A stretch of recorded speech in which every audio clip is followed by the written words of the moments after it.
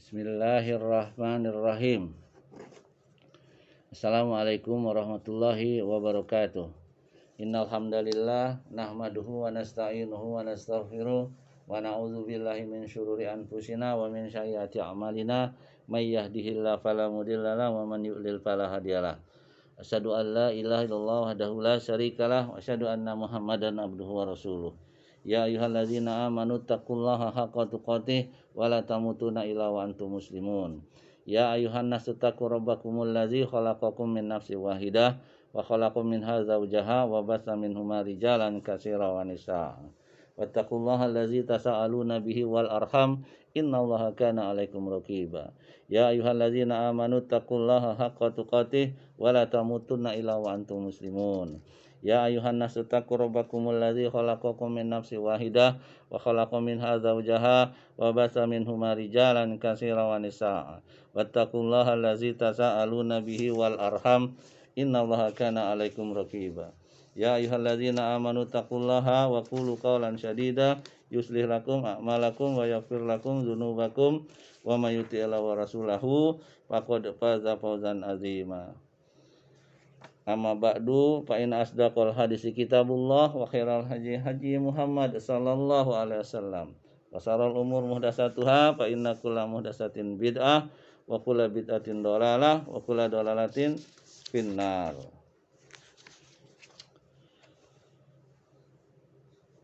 Saudaraku dirahmati Allah, kita lanjutkan pelajaran berikutnya ya tentang syarah akidah Ahlussunnah wal Jamaah ini. Ya, yang lalu kita sudah membahas sikap ahlu sunnah terhadap ahlu bid'ah ya. Ahlu sunnah terhadap ahlu bid'ah, kemudian ciri-ciri ahlu bid'ah sudah kita lewatin, dan kemudian keharusan menjauhi ahli bid'ah dan tidak duduk di majelis ahlu bid'ah. Sekarang ya kita masuk ke poin berikutnya, itu ke poin selanjutnya, yaitu nasihat para ulama salaf agar menjauh ahlu bid'ah ya. Dalilnya sahabat Ibnu Abbas radhiyallahu anhu berkata ya, janganlah engkau duduk bersama pengikut hawa nafsu, karena akan menyebabkan hatimu sakit. Ya.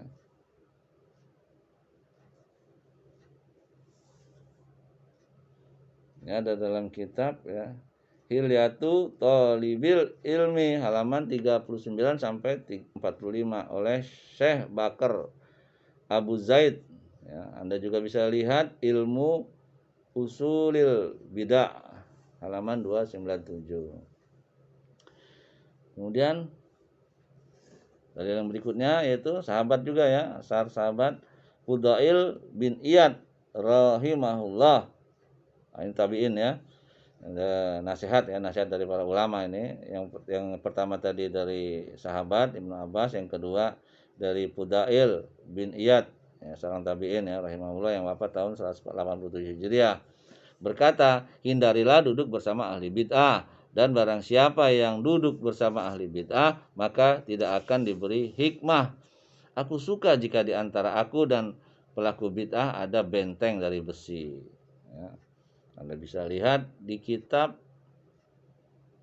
Al-Ibanah nomor 470 oleh Ibnu Battah Al-Ukbari ya. Kemudian Syarhus Sunnah nomor 170 oleh Imam Al-Barbahari, dan Syarah Usul I'tiqad Ahli Sunnah wal Jamaah nomornya 1149 oleh Al-Lalikai ya. Kemudian beliau rahimahullah juga berkata, aku mendapati orang-orang terbaik semuanya adalah penjaga-penjaga sunnah, dan mereka melarang bersahabat dengan orang-orang yang melakukan bid'ah. Dan Hasan Al-Basri rahimahullah yang wafat, ini tabi'in juga ya, tahun 110 Hijriah berkata,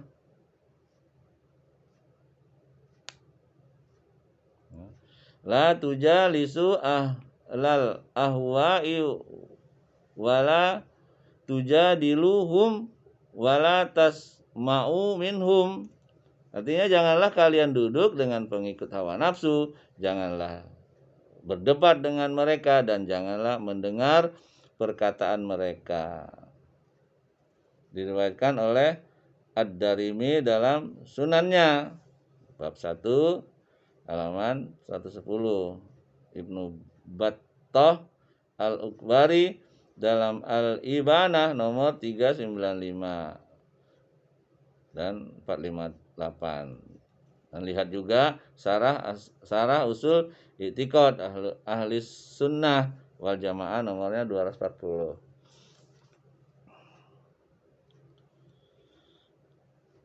Ya, itu Hasan Basri ya. Kemudian ulama yang berikutnya Yahya bin Abi Katsir rahimahullah yang wafat tahun 132 Hijriah berkata, ya, iza laki taso hiba bid'atin fi tariqin fahus fi ghairi. Ya, jika engkau bertemu dengan pelaku bid'ah di jalan, maka ambillah jalan lain. Ya, Anda bisa dilihat di kitab Al-Bid'ah wan Nahyu Anha bab 1 halaman 98-99. Banyak sekali ya.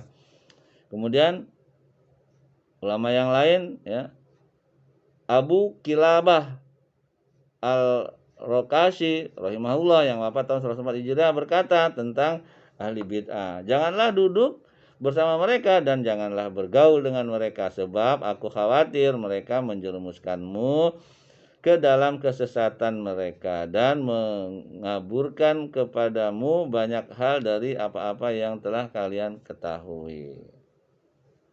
Ya. Ketika datang dua orang pengikut hawa nafsu kepadamu, ya, ulangin ya, ketika datang dua orang pengikut hawa nafsu kepada Muhammad bin Sirin rahimahullah yang wafat tahun 110 Hijriah, keduanya berkata, aku akan menyampaikan kepadamu suatu hadis. Ya, ini Ibnu Sirin ya. Dia berkata, tidak. Keduanya berkata lagi, kami akan membacakan kepadamu satu ayat dari kitabullah. Dia menjawab juga tidak. Kalian pergi dariku atau aku pergi dari kalian. Ya. Diriwayatkan oleh Ad-Darimi bab 1 halaman 109, lihat Al-Ibanah bab 2 halaman 445 nomornya 398 oleh Ibnu Battah, dan Syarah Usul I'tiqad Ahli Sunnah wal Jamaah bab 1 halaman 151 nomornya 242. Beliau rahimahullah juga mengatakan, jika engkau melihat seseorang duduk-duduk bersama ahli bid'ah, berikanlah peringatan keras dan jelaskanlah kepadanya tentang kepribadiannya. Apabila ia tetap duduk-duduk bersama ahli bid'ah setelah ia mengetahuinya, maka jauhilah ia, karena ia termasuk pengikut hawa nafsu ahli bid'ah. Ya. Saudara rahmati Allah, Imam Al-Barbahari rahimahullah yang wafat tahun 329 Hijriah juga mengatakan, jika engkau melihat satu kebid'ahan pada seseorang, jauhilah ia, sebab yang ia sembunyikan darimu lebih banyak dari apa yang ia perlihatkan kepadamu. Insyaallah ya. Begitu ngerikannya ya, dekat-dekat ahlu bid'ah. Kemudian nasihat imam yang lain yaitu Imam Al-Baghawi rahimahullah berkata, Rasulullah SAW telah mengabarkan tentang akan terjadinya perpecahan pada umat Islam ini, timbulnya pengekor hawa nafsu dan bid'ah di antara mereka. Rasulullah SAW juga telah menjelaskan jalan menuju keselamatan bagi orang-orang yang mengikuti sunnah beliau SAW dan sunnah para sahabat radhiyallahu anhu ajmain. Oleh karena itu wajib bagi seorang muslim apabila melihat seseorang yang melakukan sesuatu berdasarkan hawa nafsu dan perbuatan bid'ah yang diyakininya, maka janganlah memberi salam kepadanya. Dan apabila ia mengucapkan salam, janganlah dijawab sampai akhirnya ia mau meninggalkan perbuatan bid'ahnya dan kembali kepada kebenaran. Beliau rahimahullah juga mengatakan beliau rahimahullah juga mengatakan telah berlalu sunnah para sahabat, tabi'in, serta orang-orang yang mengikutinya, dan seluruh ulama ahlu sunnah telah sepakat untuk memusuhi ahlu bid'ah dan menghajar atau mengisolasi mereka. Kemudian ulama yang lain, Siddiq Hasan Khan, rahimahullah, yang wafat tahun 1307 Hijriah, berkata, termasuk sunnah Nabi SAW yaitu hajar atau mengisolasi ahlu bid'ah, memisahkan diri dari mereka, meninggalkan debat kusir, bertengkar tentang masalah yang sudah jelas dalam Al-Quran dan As-Sunnah. Setiap hal yang baru dalam agama adalah termasuk bid'ah. Ini kata beliau, Siddiq Hasan Khan. Tidak membaca buku-buku yang ditulis oleh ahli bid'ah, tidak mendengarkan perkataan mereka dalam masalah-masalah yang prinsip maupun yang furuknya atau cabangnya dalam agama. Sebagaimana bid'ahnya Rafidah, Khawarij, Jahmiyah, Qadariyah, Murji'ah, Karramiyah, dan Mu'tazilah. Semua firqah-firqah tersebut termasuk firqah golongan yang sesat dan jalannya mereka adalah jalan ahlu bid'ah. Anda bisa dirujuk ke kitab Qatfus Samarfi Bayan Akidah Ahli Asar halaman 157 oleh Siddiq Hasan Khan, ditahqiq Dr. Asim bin Abdillah Al-Qaryuti. Jadi nasihat ulama untuk menghindari ahlu bid'ah. Kemudian poin yang berikutnya, kerusakan-kerusakan yang ditimbulkan akibat ikut bermajelis dengan ahlu bid'ah. Di antara kerusakan-kerusakan tersebut adalah sebagai berikut. Yang pertama, orang yang duduk dengan mereka dalam keadaan bahaya yang sangat besar karena berbagai syubhat akan masuk kepadanya dan ia tidak dapat membantahnya. Yang kedua, bermajelis dengan ahli bid'ah berarti menyalahi perintah Allah Subhanahu wa ta'ala untuk meninggalkan majelis mereka dan berarti menentang Rasulullah SAW yang telah melarang bermajelis dengan mereka. Juga berarti menentang jalannya orang-orang yang beriman, di mana mereka sepakat dalam hal keharusan meninggalkan majelis mereka. Dengan demikian, orang yang duduk dengan ahli bid'ah mendapatkan ancaman yang berat. Sebagaimana dalilnya firman Allah surat An-Nur ayat 63. A'udzubillahi minasyaitonirrajim. Falyahzaril ladzina yukhalifuna an amrihi an tusibahum fitnatun aw yusibahum azabun alim.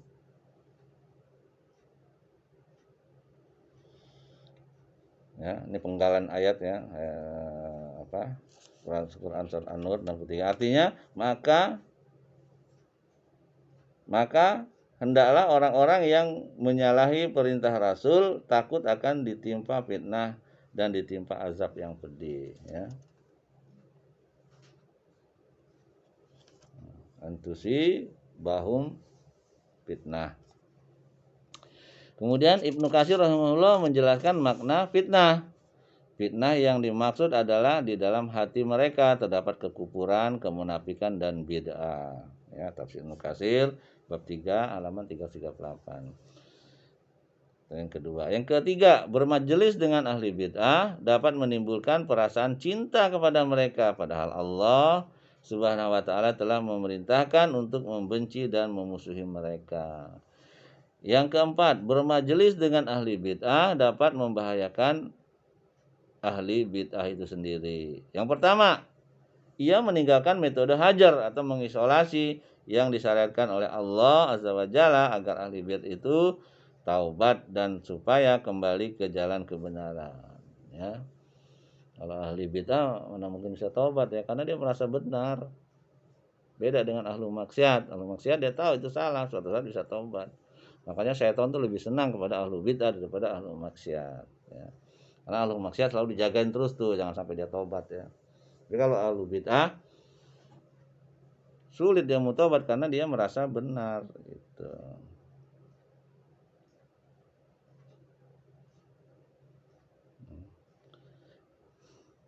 Yang kedua, kedudukan seorang dengan ahli bid'ah menjadikan ahli bid'ah itu tertipu oleh perangkap syaitan dengan menganggap bahwa hal itu sebagai pembenaran dan dukungan terhadapnya sehingga ia tetap mempertahankan kebatilannya. Nah, ini dia ya.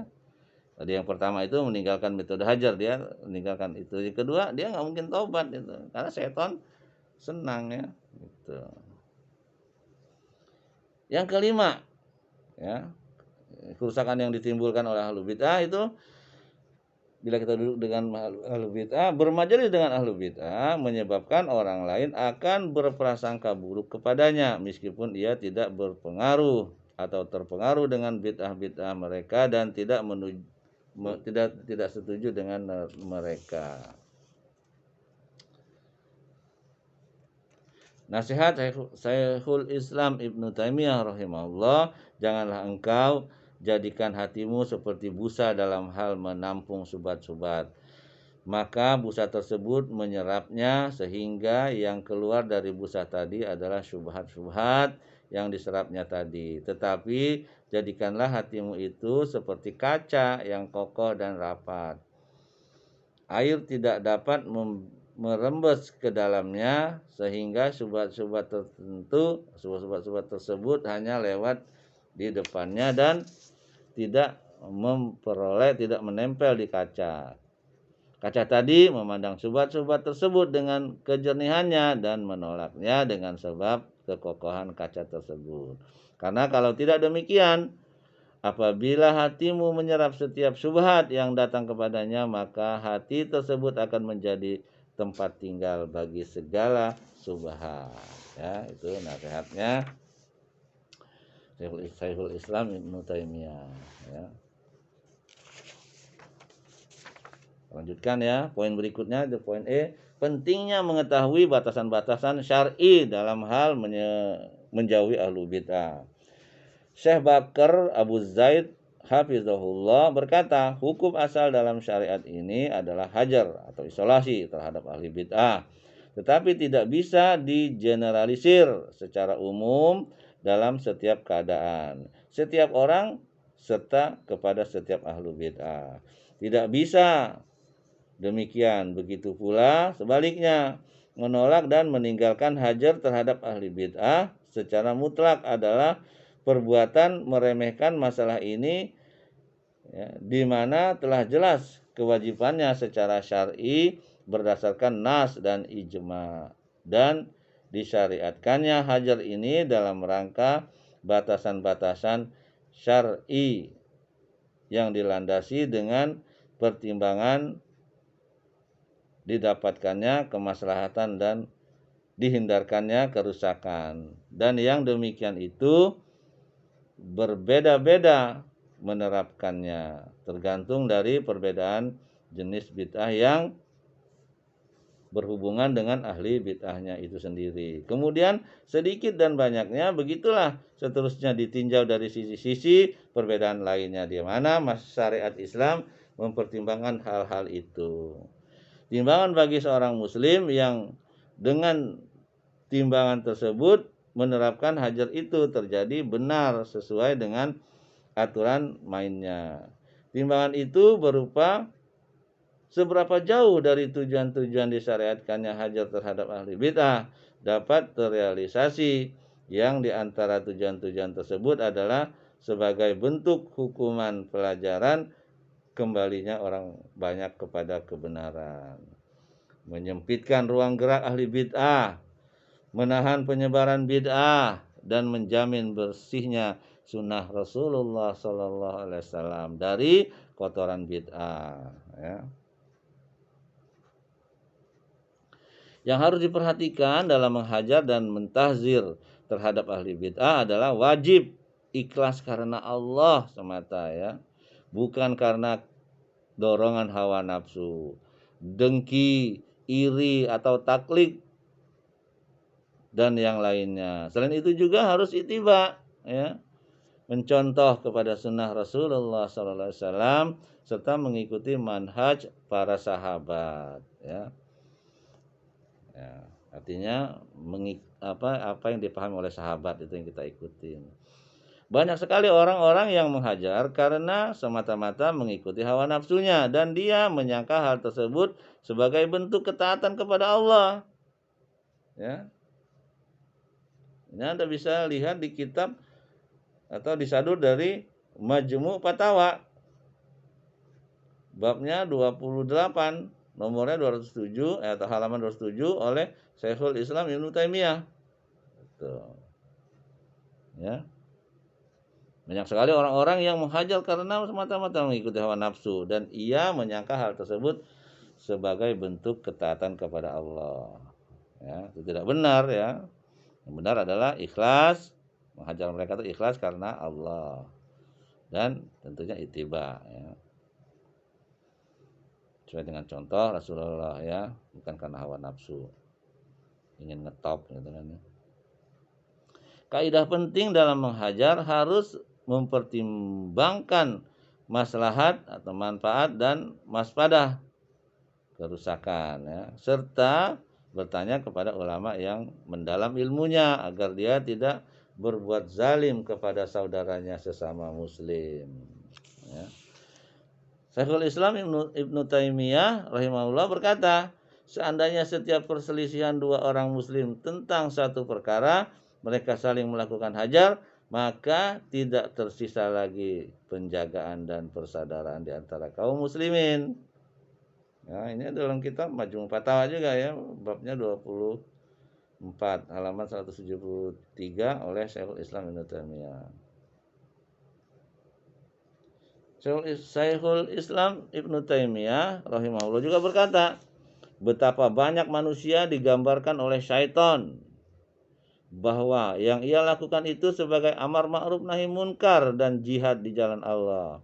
Padahal sesungguhnya yang ia lakukan itu berupa kezaliman dan permusuhan. Ya. Dalam kitab juga Majmu' Fatawa, ya, karya Islam Ibnu Taimiyah, ya.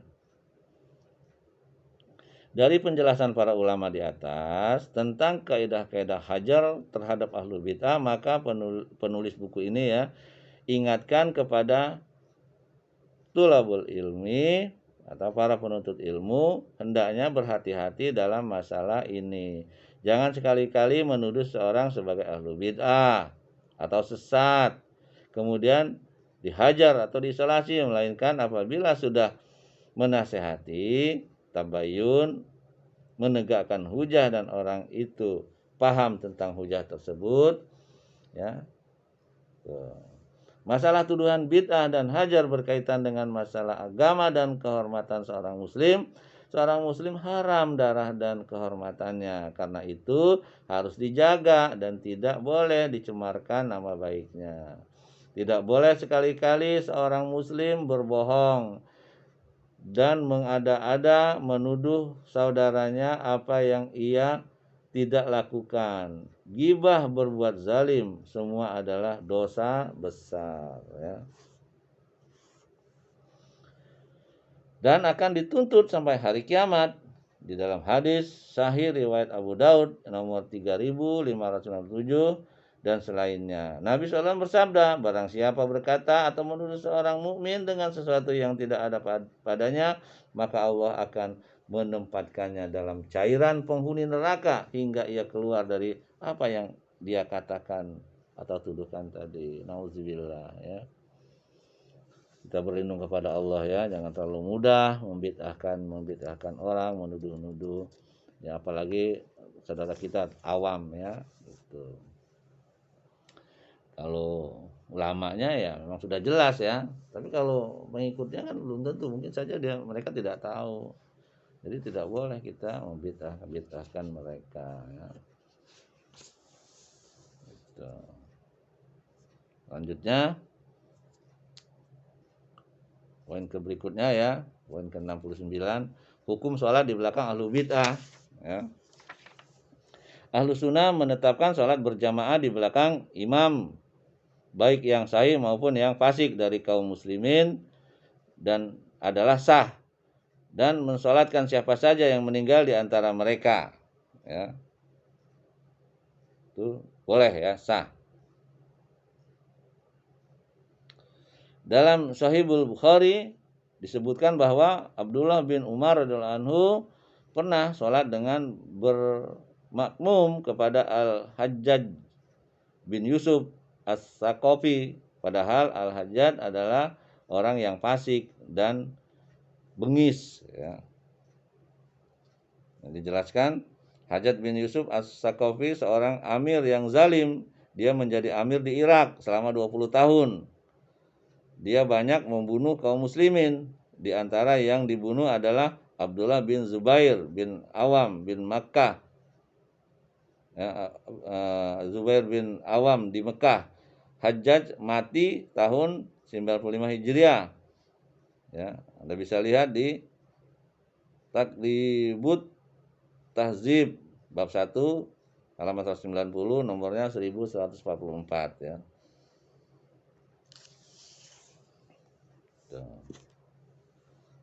Terus sekilas ya kepemimpinan Hajjaj bin Yusuf As-Saqafi.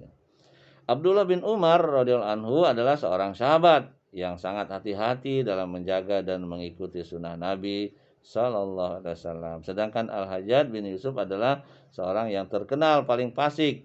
Demikian juga yang pernah dilakukan sahabat Anas bin Malik radhiyallahu anhu yang bermakmum kepada Al-Hajjaj bin Yusuf.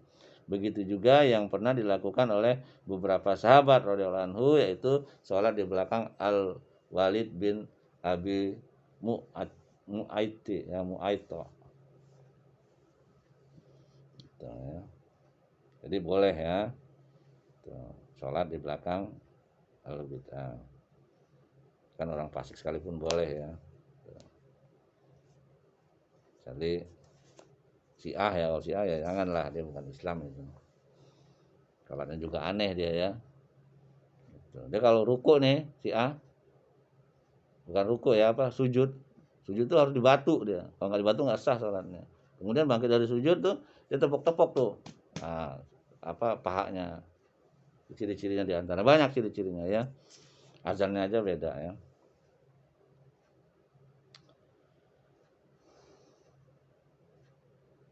Kemudian Nabi SAW pernah bersabda, yusallu nalakum fa'in asobu falakum walahum wa in akhta'u falakum wa alaihim.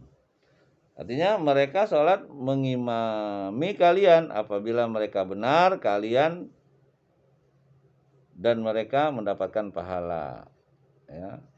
Jadi apabila mereka imam itu benar kalian dan mereka mendapatkan pahala, apabila mereka keliru kalian mendapat pahala sedangkan mereka mendapatkan dosa.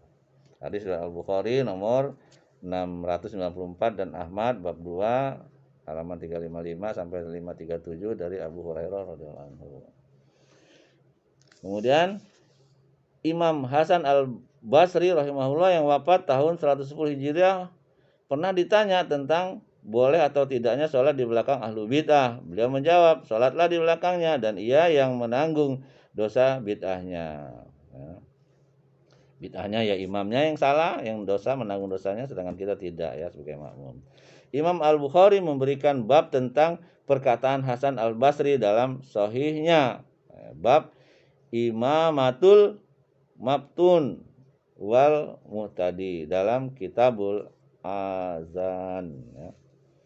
Ketahuilah, saudarakan rahmat Allah, bahwasanya seseorang boleh sholat bermakmum kepada orang yang tidak dia ketahui bahwa ia memiliki kebid'ahan atau kefasikan berdasarkan kesepakatan para ulama.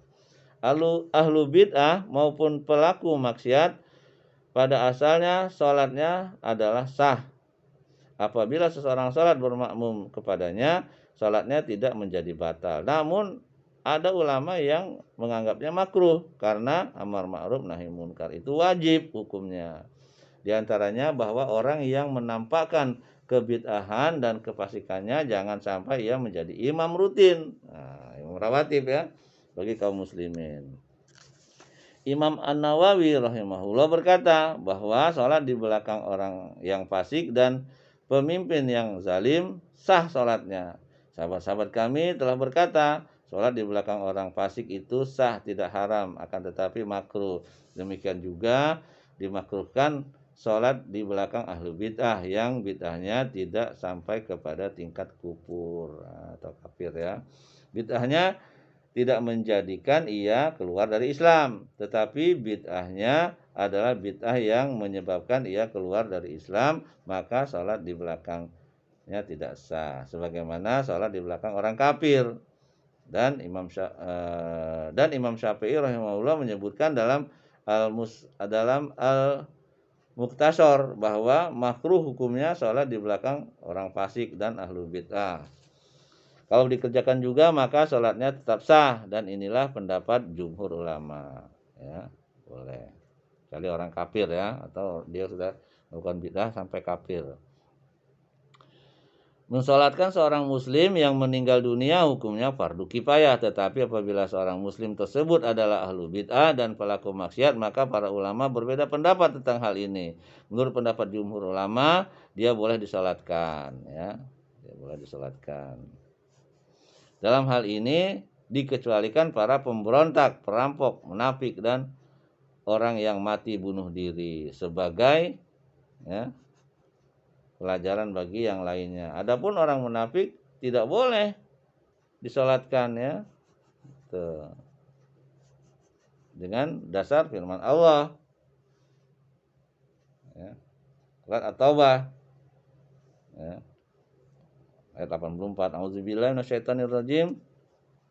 Wala tusalli ala ahadim minhum mata abadan wala taku ala qabrih innahum kafaru billahi wa rasulihi wa matu wa hum fasikun. Dan janganlah sekali-kali kamu mensalati jenazah seorang yang mati di antara mereka, dan janganlah kamu berdiri mendoakan di kuburnya. Sesungguhnya mereka telah kafir kepada Allah dan Rasulnya, dan mereka mati dalam keadaan fasik. Ya. Tuh, ya. Jadi orang fasik atau munafik itu tidak boleh disolatkan berdasarkan surat At-Taubah ini ya. Ayat 84 ya. Itu saja ya yang bisa saya sampaikan, semoga ini bermanfaat untuk diri saya dan bisa saya amalkan ya. Semoga menjadi amal baik di hari kiamat kelak ya, buat saya dan antum semua. Tentunya apa yang benar itu datangnya dari Allah ya. Apa yang salah itu datangnya dari diri saya karena kebodohan diri saya ya. Dan saya mohon ampun kepada Allah dan mohon maaf kepada antum semua ya. Subhanallah bihamdik, asyhadu an la ilaha illa anta, astaghfiruka wa atubu ilaik. Assalamualaikum warahmatullahi wabarakatuh.